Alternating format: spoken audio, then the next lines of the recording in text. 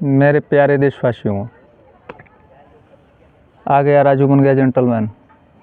कैसे हो आप लोग? अरे मैं तो आनंदित हूँ, आप लोग भी आनंदित रहिए। यही परमात्मा से मैं प्रार्थना करता हूँ। जहाँ भी रहिए एकदम हंसते रहिए, आपका घर परिवार हंसता रहे, खेलता रहे, बड़ों छोटों का व्यवहार मर्यादा बना रहे।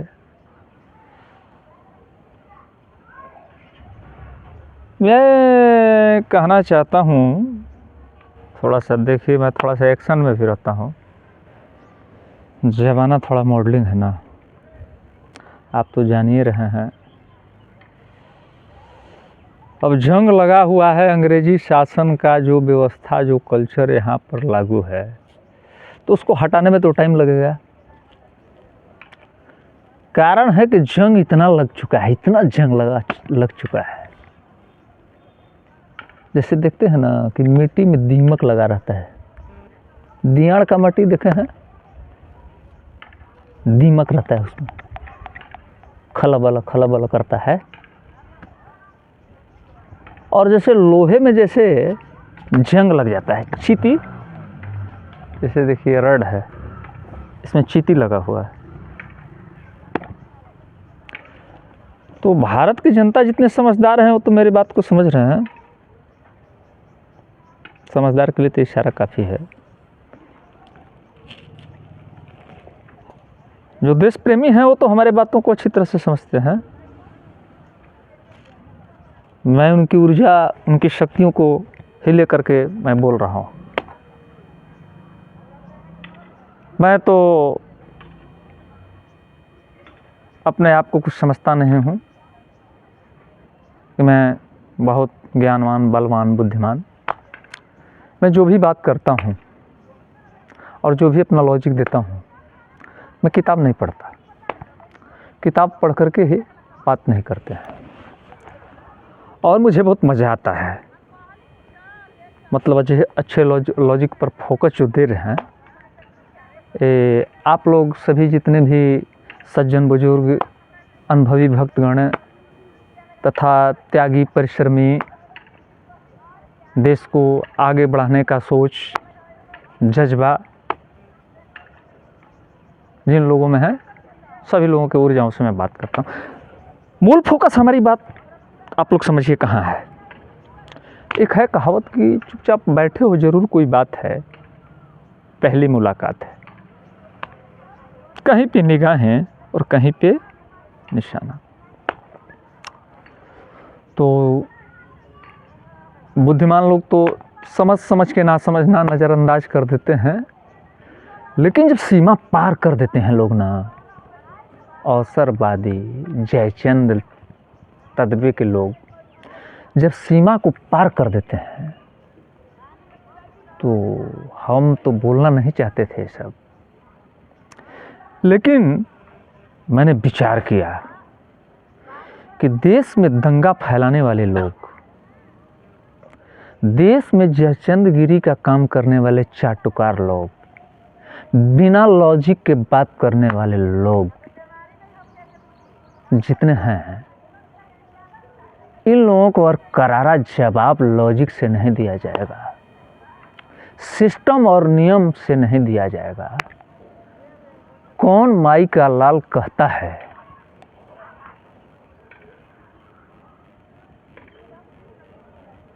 कि पहले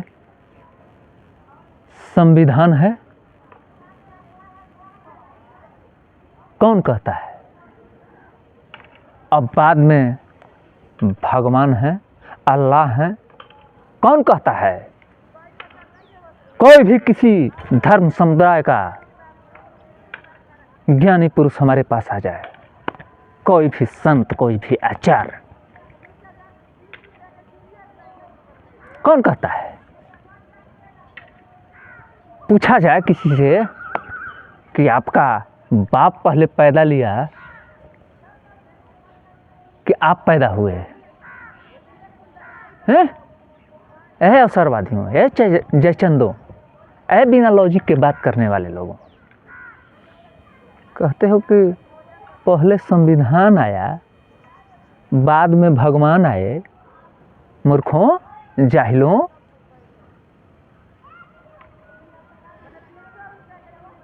ऐ मूर्खों जाहिलों, तुमसे पूछना चाहता हूं, अगर नहीं जानकारी है, नहीं पढ़े लिखे हो, तो विद्वानों के शरण में रहो, संतों के शरण में रहो, अच्छे बड़े बड़े IAS PCS के शरण में, चरण में रहो। पढ़े लिखे जितने भी युवा हैं, ज्ञान लेने वाला उम्र में बड़ा और छोटा नहीं देखता है। मूर्खों, उम्र में बड़ा हो या छोटा हो, लेकिन हमारे देश की कुर्सी पर किसी भी पद पर बैठा हुआ व्यक्ति है तो उम्र में छोटा नहीं देखा जाता। उस पद की गरिमा है, उस पद को प्रणाम किया जाता है, प्रणाम किया जाता है, सलाम किया जाता है। मूर्खों, ये क्यों ये सांप्रदायिक बात करते हो, जाति का बात करते हो?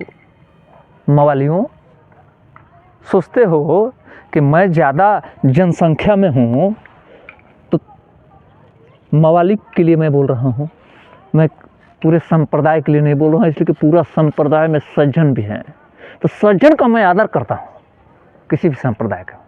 ये मवाली जो है, ये जो अवसरवादिता का चोला पहन करके सोच रहा है कि हम दंगा फैला के जनता को गुमराह करके, कुर्सी की लालच, सत्ता सुख की लालच, अरे किसी प्रकार का लालच नहीं होता तो बिना प्रूफ के, बिना प्रमाण के किसी पर आरोप लगाना, ये क्या है? अवसरवादिता नहीं है। बिना प्रमाण, बिना सिद्ध किए बात नहीं करना चाहिए। लेकिन मवालियों, कहते हो कि मैं जनसंख्या में हूँ। मनवादी जो है ऐसे हैं वैसे हैं, तुम्हारी औकात है, औकात है कुछ? तुम्हारी अगर औकात ठीक ठाक होती, इंसानियत का होता, तो किसी को बिना प्रमाण, बिना न्यायपालिका के सबूत, साक्ष्य, आदेश, कैसे किसी को जूता मारने के लिए बोलता है, लाठी डंडे से मारने के लिए बोलता है? हैं? तुम्हारी ये औकात हो गई हैं? तो संविधान से ऊपर है हैं? पहले तू ही राम हो, तू रहीम हो, तू करीम कृष्ण खुदा हुआ, तू वाहे गुरु, तू यीशु मसीह, हर नाम में तू समारा। अरे अवसरवादियों, आज तू मनुवादी कह रहा है, कल तू मेरे सिख भाइयों को कुछ, सिख धर्म वाले को कुछ बोलेगा, फिर तू मुस्लिम भाई को कुछ बोलेगा, फिर तू अपनी अवसरवादिता में क्या करेगा? जात पात करते हुए इसी तरह संप्रदाय की बात, कभी उस पर छीटाकसी करना, कभी उस पर छीटाकसी करना, यही तुम्हारा काम बच गया है? समझते हो कि मैं पढ़ा लिखा हूँ हैं? अरे कितना हूँ डिप्लोमा कर लो, कितना हूँ बड़ा तुम पढ़ लो, लेकिन जब तक तुम पहली प्रायोरिटी परमात्मा को नहीं दोगे, श्री राजा रामचंद्र भगवान पुरुषोत्तम श्री सीता राम को प्राथमिकता नहीं दोगे, दुष्टों, तब तक तुम्हारा दिमाग स्थिर रहने वाला नहीं है। मर जाएगा, हाय हाय करके मर जाएगा।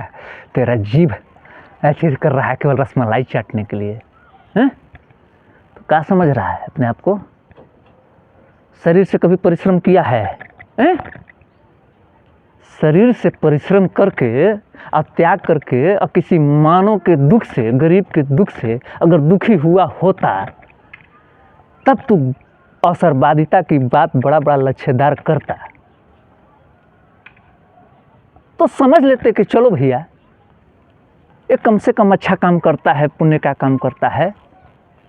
जान लीजिए आप लोग भाइयों में, बंधुओं, जितने भी हमारे भारत देश के लोग हैं, एक जयचंदों और चार टुकारों से इस जयचंदों और चाटुकारों से हर समय सावधान रहना है। हर जगह ये बैठे हुए हैं और मैं केंद्र सरकार से या राज्य सरकार से मैं मांग करता हूँ, डिमांड करता हूँ कि हमारे भारत देश में शांति, भाईचारा, हमारे सभी धर्मनिरपेक्ष देश में जितने भी हमारे धर्म के अनुयायी हैं, सभी लोग एक मंच पर रहें और सभी के लिए विकास हो, सबका सम्मान अच्छे लोगों का हो। आए जयचंदों को किसान भाइयों आप लोग भी समझ लीजिए, अपना बात मैं कह रहा हूँ, आप कहिए। लोकतांत्रिक व्यवस्थाओं में आपका अधिकार है। मजदूर भाई भी रैली कर सकते हैं, धरना दे सकते हैं, प्रदर्शन दे सकते हैं, किसान भी दे सकते हैं। सारे लोग मिलजुल करके भाईचारा में एकता बना करके जो है अपनी बातों को रखिए। सरकार संविधान से ऊपर नहीं है, मैं खुद बोल रहा हूं। आपकी बात सुनी जाएगी। पढ़े लिखे देश में एक से एक आईएएस हैं। हम बहुत लोगों से बात किया है, मैं अपने अनुभव से ये जो है ना अवसरवादी, जैसे पूर्व के वीडियो में आप लोगों को बताया था कि ये लोग अन्ना हजारे के आड़ में अपने कुर्सी पाने के लिए इंसानियत भरे व्यक्ति को छोड़ करके इन्होंने चुनावी समर में भाग गया, उनसे सलाह तक नहीं लिया और उनके आदेश का पालन भी नहीं किया जो कानून के लिए वो बोले थे। ऐसे ऐसे अवसरवादी हर जगह लगे हुए हैं, ग्रामीण क्षेत्र में, शहरी क्षेत्र में, हर जगह लगे हुए हैं और इनकी जनसंख्या अधिक होती जा रही है। इसलिए मैं आप लोगों से अपील करना चाहता हूं कि जितने भी सज्जन पढ़े लिखे संविधान के अनुयायी हैं, शास्त्र के अनुयायी हैं, सभी लोग अपने देश के लिए, अपने वतन के लिए, सत्य के लिए जान की बाजी लगाने के लिए आप लोग एक मंच पर रहिए। मैं साधु समाज सन्यासियों से मैं आह्वान करना चाहता हूं अपने चैनल के माध्यम से कि आप लोग भी कहीं अगर धर्म की बात, जहां पर अपने अधिकार की बात हो, जहां अपने देश की बात हो, जहां व्यक्तित्व के अस्तित्व की बात हो, जहां सत्य की बात हो, वहां पर सभी लोगों को एक मंच पर आना चाहिए। ये आप लोग बटे रहिएगा ना कि हम ये पीठ के शंकराचार्य हैं, हम ये पीठ के शंकराचार्य हैं, उन पर हो रहा है तो हम पर नहीं होगा। तो एकता में ताकत है, याद रखिए। जिसमें एकता होता है ना उसकी सरकार होती है। हमें कुर्सी पर बैठने की लालसा नहीं है। अरे मरना तो सबको है। इसलिए मैं आप लोगों को बल देता हूं कि आप लोग सत्य बात बोलिए। हमको कोई परवाह नहीं, मेरे पास कोई सुरक्षा नहीं है। मैं जानता भी हूं कि सही बोलने वाले का मर्डर कराने का प्लान, उनको किडनैपिंग करने का प्लान बनाया जाता है। ये मवाली जो हैं, अवसरवादी जो हैं, वो जानते हैं कि मैं दंगा फैलाता रहूं देश में, मैं गलत कार्य करता रहूं, कभी इधर सट जाऊं, कभी उधर सट जाऊं। अवसरवादी एक मुंह में मुंह मिला करके जो है ये देश को मिट्टी में मिलाने का काम कर रहा है। लेकिन ऐ मवालियों, ऐ मूर्खों, ऐ जाहिलों, ऐ अवसरवादियों, इस बात को ध्यान रखना, यह भारत देश है। भारत देश न कभी झुका है, न अभी वर्तमान में झुक रहा है, न आने वाले भविष्य में झुकेगा। अगर कोई एक चोर, 2 चोर, 4 चोर, 10 चोर अगर मिलजुल के 10 अवसरवादी, 10 जयचंद सोचेंगे कि भारत देश पर आँच आ जाएगी, तो आँच नहीं आएगी। भाइयों और बंधुओं, जनता का विश्वास टूटता जा रहा है। जनता झांसे में आ जा रहे हैं। ये झांसा दे करके और धरना के नाम पर, लोकतांत्रिक व्यवस्थाओं के नाम पर अगर इस तरह का दंगा फसाद करने का कोशिश कर रहे हैं तो इन पर कठोर से कठोर कानूनी कार्रवाई की जाए। और नहीं तो धरना प्रदर्शन दे रहे हैं कि मैं अच्छा शासन चलाऊंगा, मेरे पास अच्छा लॉजिक है, तो केवल ईवीएम के लिए आवाज़ न उठाएं। आवाज़ ये भी उठना चाहिए कि जनता का वोट का भी अधिकार का महत्व है, उनके जीवन शैली के अधिकार का भी कुछ महत्व है। ये तमाम विधि व्यवस्थाओं पर फोकस किया जाए, गरीबी का उत्थान कैसे किया जाए, बिचौलिया इसमें सेंधमारी न करे,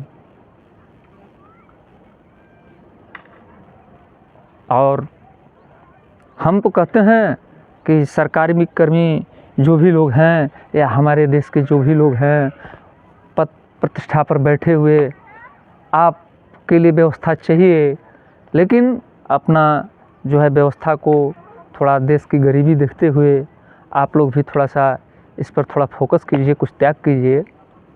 और हमारे देश धर्ममयी है और सभी लोग उन्हीं की पूजा करते हैं, ईर्ष्या घृणा से दूर रहना है। भाइयों बंधुओं और जनता से अपील है कि झांसे में आकर के किसी तरह के अवसरवादी के आंदोलन में जाने का कोशिश मत कीजिए। कारण यह है कि अवसरवादी धोखा दे के भाग जाते हैं। जो आगे आगे रहते हैं नेतृत्व करने वाले, वैसे अवसरवादी वो जो है जनता को किसी मुद्दे पर अनर्गल आरोप लगाएंगे। तो आप आरोप लगा रहे हो तो उसको भैया सिद्ध करो, आप पहले सिद्ध करो। सिद्ध होने के बाद क्यों एक ही मुद्दा रहेगा? आप चुनावी समर में कूद जाओगे, आप जाके वहीं बैठ जाओगे और जनता को क्यों गुमराह कर रहे हो? जनता को क्या मिलेगा? लाठी मिलता है। जनता का कुछ ऐसे लोग, गलत लोग सुनने वाले नहीं हैं। श्री स्वर्गीय अटल बिहारी वाजपेयी जी जैसे महान व्यक्ति, जब ये हमारे देश में कुछ मवाली लोग भगवान राम को नहीं बकस रहे हैं, उन पर टीका टिप्पणी कर रहे हैं, मूर्खों। हमारे वाजपेयी जी कहे कि हमारी देश की गरिमा, हमारी देश की एकता, हमारी देश की अखंडता बरकरार रहे, हमारी कुर्सी रहे या ना रहे, लेकिन हमारा देश एकता में पिरोए रहे और महान रहे। वाह, क्या चीज थे। महापुरुष ऐसे व्यक्ति को कहते हैं। उनके लकीरों पर चलने का कोशिश कीजिए। कहीं कहीं हमारे माननीय प्रधानमंत्री अपने शब्दों के द्वारा आह्वान करते हैं तो उनका भी शब्द चुनिंदा चुनिंदा, अभी श्री राजा रामचंद्र भगवान पर अभी जो बयान दिए हैं हमारे प्रेजेंट प्रधानमंत्री माननीय श्री नरेंद्र दास मोदी जी, मैं उन शब्दों का मुरीद हो गया।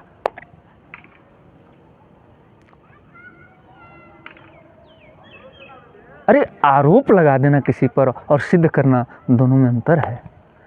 मैं पूर्व की वीडियो में भी बोला हूँ, उन पर, उनकी माँ पर टीका टिप्पणी, प्रधानमंत्री के माँ पर टीका टिप्पणी करने वाले लोग बिना प्रमाण के मत बोला करो।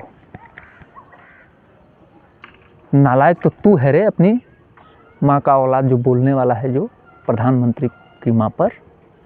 अरे मूर्ख, अरे जाहिल, अरे दोस्त, चांडाल, राक्षस। जानता है किसके सामने बात कर रहा है? राजू बन गया जेंटलमैन। तू बैठेगा मेरे पास ना तो तेरी खोपड़िया खोल देंगे, तेरी खोपड़िया खोल देंगे। बुजुर्ग माँ पर बुजुर्ग माता पर कह रहा है कि नोटबंदी में मोदी जी अपने माँ को लाइन में लगा दिए। तू आरोप लगा रहा है कि सारे लोग हंस रहे हैं कि नालायक बेटा है। अरे दुष्ट, चंडाल, नीच, जाहिल। मैं तुमको समझा देना चाहता हूं वीडियो के माध्यम से। मेरा वीडियो देख तू, मैं दूं लॉजिक, तेरे पास काट है हैं? तेरे जैसा कुतर्क संगत बात करता हूं। पढ़ा लिखा तो है नहीं, अशिक्षित है, मूढ़ है, दुष्ट। तो मूढ़ है, जानकारी नहीं है अच्छे लॉजिक से बात करने के लिए क्यों बोलता है रे चंडाल? तेरे जीभ का में हम ऑपरेशन करा देंगे, तुम्हारा जीभ ही नहीं रहेगा, मुंह बंद करा देंगे। ओठ लबर लबर लबर लबर जो मुंह में आया बोलते जाता है। सुन, मैं सिद्ध करता हूं जो प्रधानमंत्री के मां पर इस तरह का तू बयानबाजी करता है। सुन, यहाँ राजू बन गया जेंटलमैन का मेमोरी। ये ऊर्जा शक्ति जो है पूरे सज्जन समाज भारतवासियों का है। मैं जहां भी हूं आनंदित रहता हूं। मैं समझ रहा हूं कि जैसे मोदी जी प्रधानमंत्री हैं, मैं एक कुर्सी पर बैठा हुआ सेकंड प्रधानमंत्री। अरे मन में आनंद होना चाहिए, मन में सोच ऊंचा होना चाहिए, संकल्प ऊंचा होना चाहिए, परिश्रम ऊंचा होना चाहिए, तब भारत देश महान बनता है।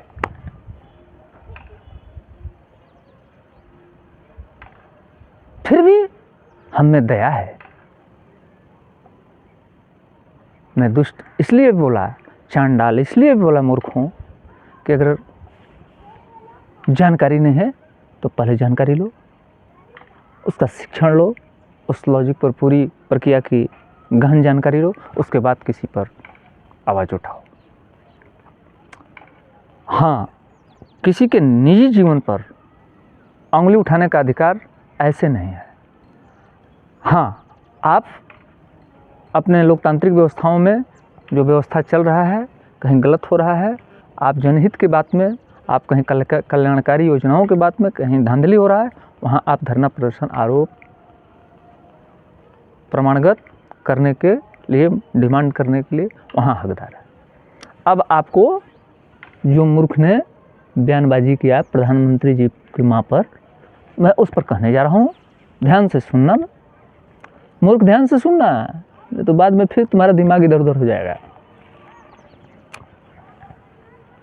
जैसे शास्त्र को तो सभी लोग मानते हैं, धर्म अनुयायी लोग,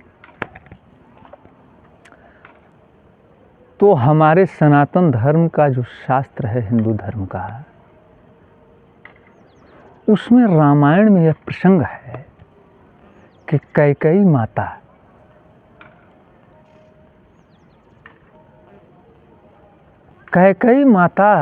इतना प्रेम करती थी श्री राम भगवान से,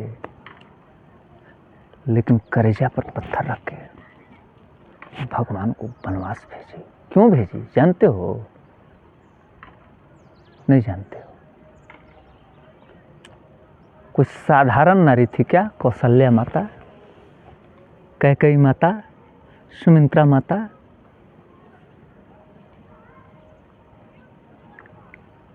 किसी के निजी जीवन में उल्टा आरोप लगा दोगे, उसका पॉजिटिव नहीं सोच सकते।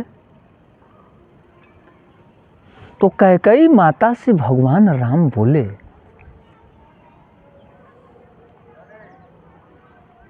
हे मां, मुझे मर्यादित तू ही बना सकती है मां। तो कैकेयी माता से या वचन लिए, माता पिघल गई, कही पुत्र तू राम है?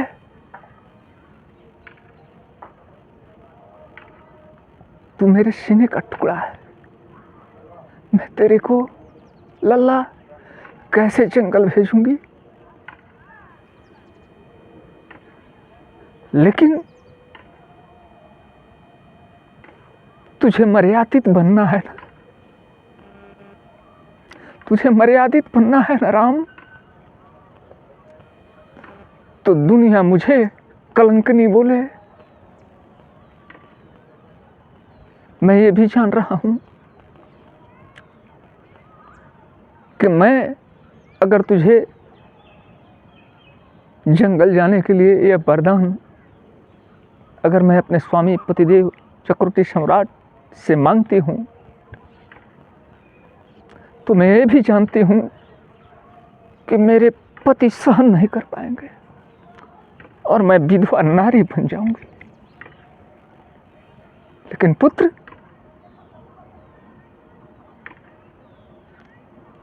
अगर मां के कलेजे को पत्थर बन जाने के बाद भी अगर तू मर्यादित बन जाएगा राम जंगल जाने से, तो मैं दुनिया की कलंक सहने के लिए तैयार हूं। ऐ मूर्खों, ऐ जाहिलों, समझदारी नहीं होता है तेरी औकात जंगल जाने का? तेरी माँ की औकात है इस तरह का वरदान मांगने का? तो पर्सनल जिंदगी में मैं ये क्यों ना सोचूं कि मोदी जी ने अगर कानून बनाए तो कानून में एक संदेश गया कि जब देश की प्रधानमंत्री की माता जी अगर लाइन में लग सकती हैं, तय मावालियों, ऐ अपराधियों, तू भी अपनी औकात पर रहना, तुझे भी लाइन में लगना होगा। ये बात क्यों नहीं सोचा? पर्सनल जिंदगी में किसी का दखल अंदाजी करने का अधिकार किसी को कोई नहीं दिया है। उनका पुत्र और माता का क्या रिश्ता है? उनकी पत्नी और पति का क्या रिश्ता है? अरे मूर्खों, क्या उनकी पत्नी यह बयान दी कभी कि हमारे स्वामी देश के प्रधानमंत्री हैं तो मैं दुखी हूं, हमारे पास नहीं रहते हैं, हमें सम्मान नहीं देते हैं? क्या उनकी मां देशवासियों से अपना दर्द साझा की? नहीं की ना। तो देशवासी आवाम नहीं बोले इस बात को, अतुरे अवसरवादी जयचंद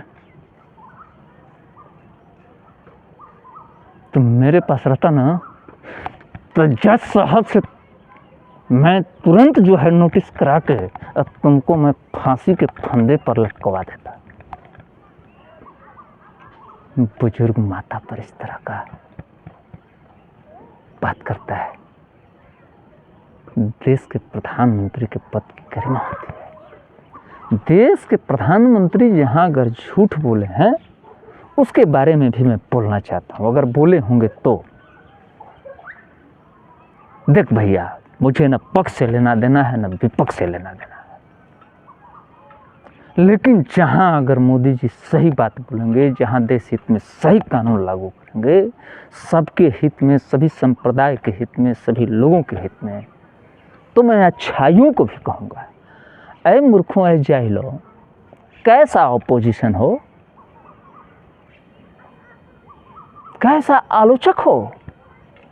आलोचक और निंदा का मतलब पहले ट्रेनिंग लो ना। केवल गद्दी पर बैठने के लिए, रसमलाई चावने के लिए दिमाग में क्या चल रहा है उल्टा पुल्टा, ऐसे कर देंगे, ऐसे मार देंगे, ऐसा समर्थक मत बनो।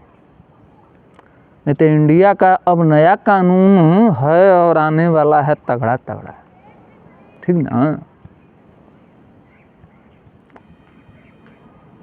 अनाप शनाप बानी जो बोल रहे हो ना कि मोदी अपने माँ का कदर नहीं किए, नालायक लड़का है।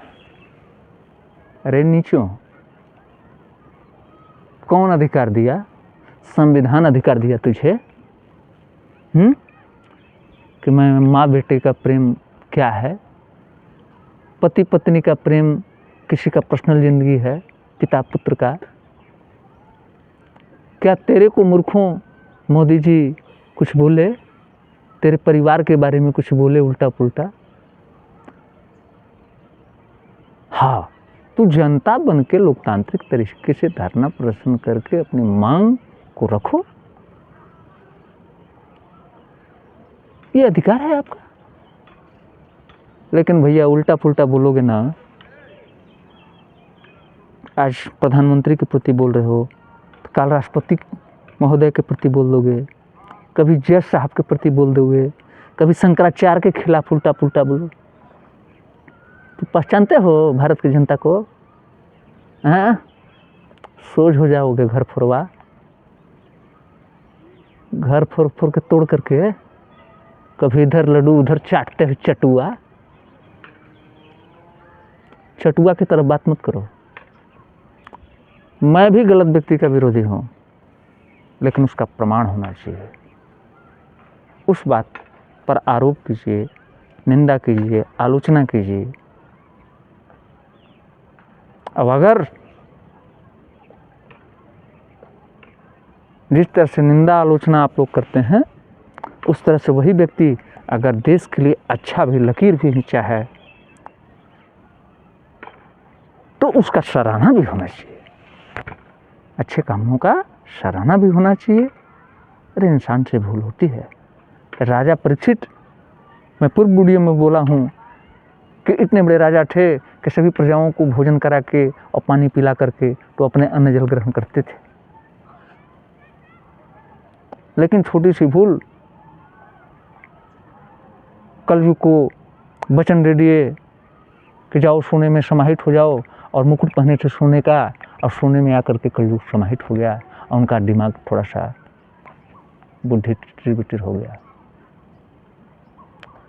और कलयुग के चक्कर में मरे हुए सर्प को ऋषि के गले में डाल दिया।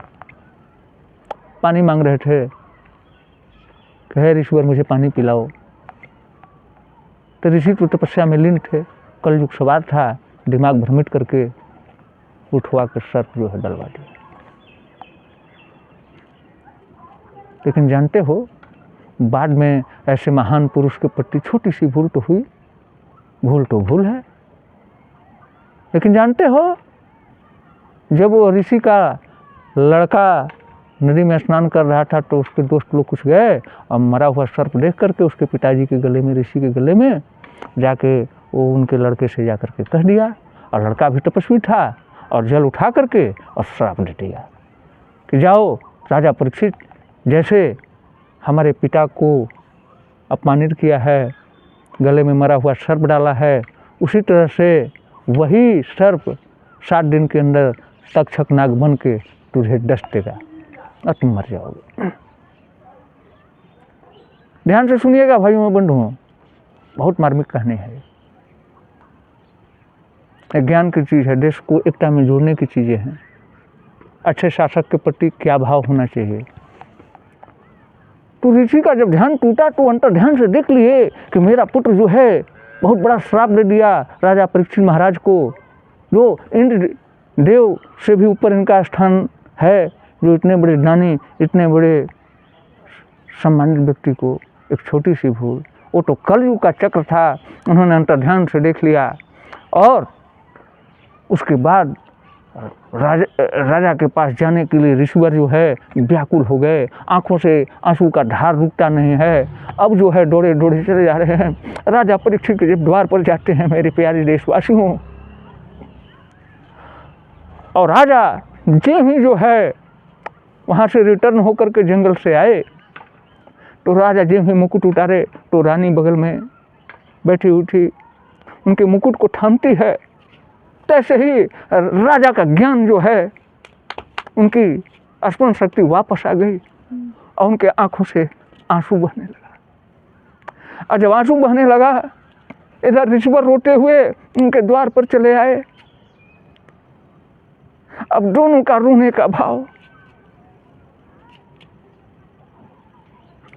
जब राजा परीक्षित सुने कि ऋषिवर मेरे द्वार पर आए हैं, तो रानी से सारी कहानी बताए कि ऐसे ऐसे हमसे भूल हो गई, अपराध हो गई, अब मैं क्या करूं रानी। रानी भी रोने लगी। उसी समय ऋषि के बारे में जब राजा परीक्षित सुने तो रोते हुए उनके चरणों में गिर पड़े कि हे ऋषिवर, हमसे बहुत बड़ा अपराध, बहुत बड़ा भूल हो गया, मुझे आप जो दंड दीजिए, मुझे किसी प्रकार का अहंकार नहीं है। मैं कल युग को जो वरदान दे दिया, उस वरदान के चक्कर में हमारी ये मति भ्रमित हो गई। मैं सोने में समाहित होने के लिए बोल दिया, वो मेरे मुकुट में जो है आकर के प्रवेश कर गया कल। उसके बाद अगला दृश्य जो होता है, ऋषि रोते हुए और राजा रोते हुए। फिर ऋषि रोते हुए बोले, हे राजन, अब तो ये अनहोनी हो गई, मेरा पुत्र श्राप दे चुका है और आपको 7 दिन के अंदर तक्षकनाग डस ही देगा, अब आप जीवित नहीं रहिएगा। मैं इसलिए आया हूँ कि आपको मैं मार्गदर्शन दे सकूं कि आप मरने के पहले आप जाकर के वेद व्यास से श्रीमद् भागवत कथा का अनुसरण करें, ताकि आप फिर पापों से छुटकारा पा सकें। कहे राजन, हे ऋषिवर, मुझे जो दंड मिले मुझे स्वीकार है। फिर राजा गए और कहानी आप लोग जान ही रहे हैं। और कथा का, श्रीमद् भागवत कथा का अनुकरण किए और 7 दिन के बाद तक्षकनाग बन के दृष्टिया मृत्यु हो गई। तो ऋषि अपने लड़के को बहुत डांटे थे कि जिसमें 99 गुण हो, छोटी मोटी अगर भूल हो जाए तो उसको इतना बड़ा श्राप, उतना बड़ा सजा नहीं देना चाहिए। सबको अन्न जल ग्रहण कराता हो, जो त्यागी हो, जो महापुरुष हो। देवता भी छल कपट करते हैं। श्री कृष्ण भगवान से बड़ा कौन हुआ? कोई है माई का लाल इस धरती पर पैदा लेने वाला? लीलाधारी, उनके विश्व में आकाश पाताल और मृत्यु सृष्टि का रचैया भगवान कहे कि अपने धर्म की रक्षा के लिए, अपने तर्क संगत मर्यादा की रक्षा करने के लिए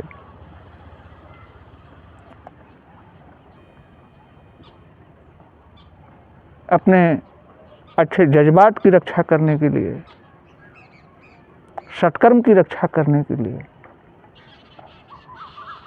अगर छल से भी मारना पड़े ना, तो ये धर्म बन जाता है। भीम को इशारा किया दुर्योधन से संवाद में, गदा में, ओ मछली भैया वो जंघा पर मारी। जंघा कच्चा है, बाकी ये वज्र के समान शरीर है।